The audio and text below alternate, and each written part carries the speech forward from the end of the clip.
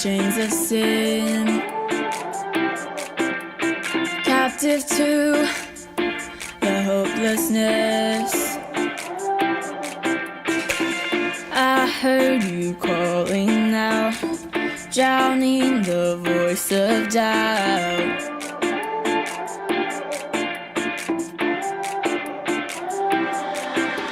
Weary from my wandering, shame was overtaking me, but your love has overcome. My guilt is on the run. Freedom is here in Jesus. The light of the world has come. Surrender all fear, defeated. All our chains undone. The way that your love sees us, shame has to disappear. Freedom is here.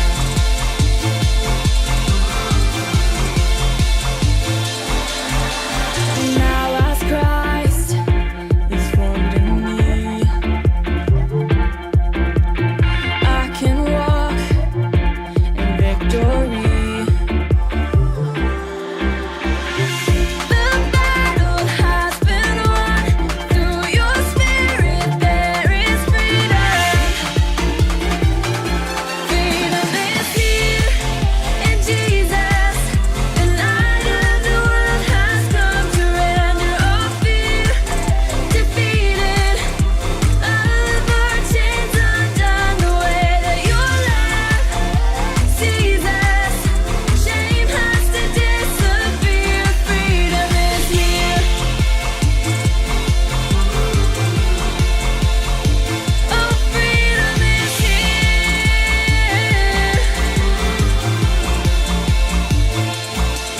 Your heart alive in me. The truth has set me free. Was blind, but now I see. I know that who the Son sets free is free indeed. Your word alive in me. The truth has set me free. Was blind, but now I see. I know that who the Son sets free is free indeed. Who the Son sets free is free indeed. Freedom is here in Jesus. The light of the world has come. Surrender all fear, defeated. All of our chains undone. The way that your love sees us, shame has to disappear. Freedom is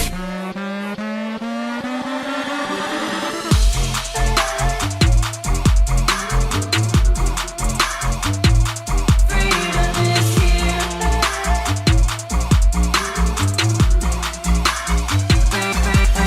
is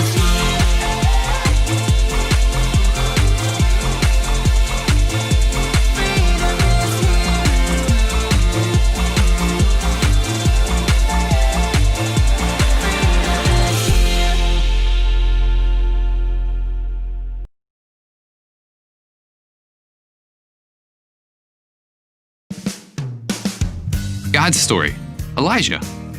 So part of God's story is about a guy named Elijah, and it goes like this. Elijah's job was to talk to God and tell God's special family, the Israelites, what God said. So he was called a prophet. Unfortunately, the rulers of Israel were King Ahab and his wife Jezebel. They were the most wicked leaders Israel had ever had, and they didn't care what God had to say. They made Elijah's job really hard, but just wait until you see what God did for him.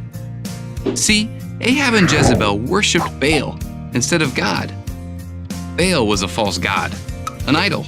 Kids, an idol is anything that gets the attention we should be giving God. Money, stuff, or even people can be idols. And when Ahab and Jezebel worshiped Baal, they turned a lot of God's family away from God too. But here's the thing. God wants all of our worship and love, and he totally deserves it.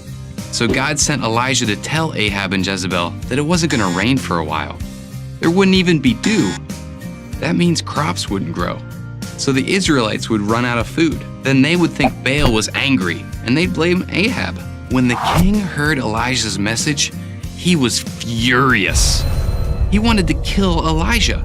So God told Elijah to go hide in the wilderness. And just like he had said, there was no rain. In fact, for 3 more years, it was dry. But Ahab and Jezebel kept right on worshiping Baal and asking him for rain. Of course, that didn't work. So they stayed mad at Elijah too. They actually killed as many of God's prophets as they could find.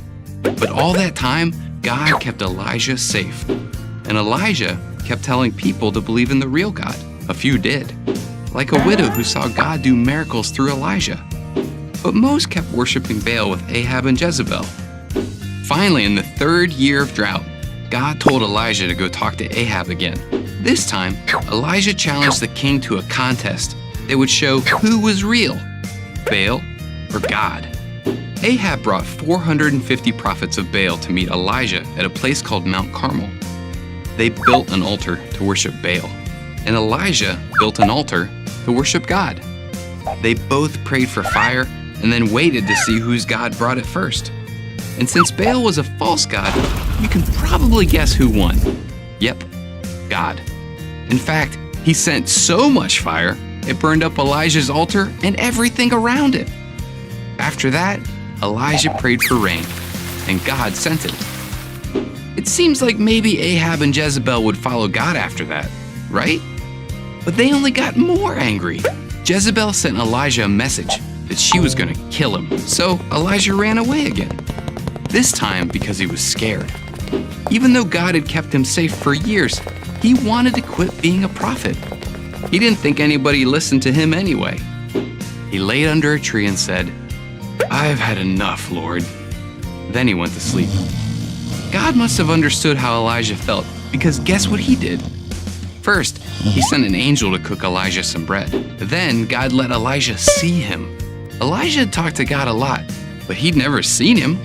While Elijah was waiting for God, he saw a windstorm, then an earthquake, then a fire pass him by. But God wasn't in any of those. Then he heard a gentle whisper. There was God. Elijah had spent his life obeying God, even though people wanted to kill him for it. But guess what? Ahab and Jezebel never could kill Elijah. Actually, Elijah didn't die, not even of old age. Instead, God sent a chariot of fire, and Elijah rode it right up to heaven. We don't know exactly how that happened, but it did. God didn't make Elijah's job easier, but he did take care of him. And in the end, Elijah got to be with his God, the real God, in heaven. And that's the story of Elijah. So in case you missed it, here's the quick version. Elijah was a prophet. Ahab and Jezebel worshipped idols.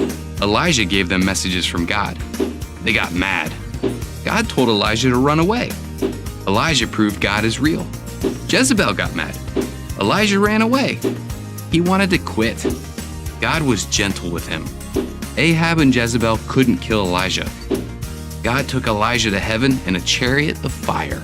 And that's part of God's story.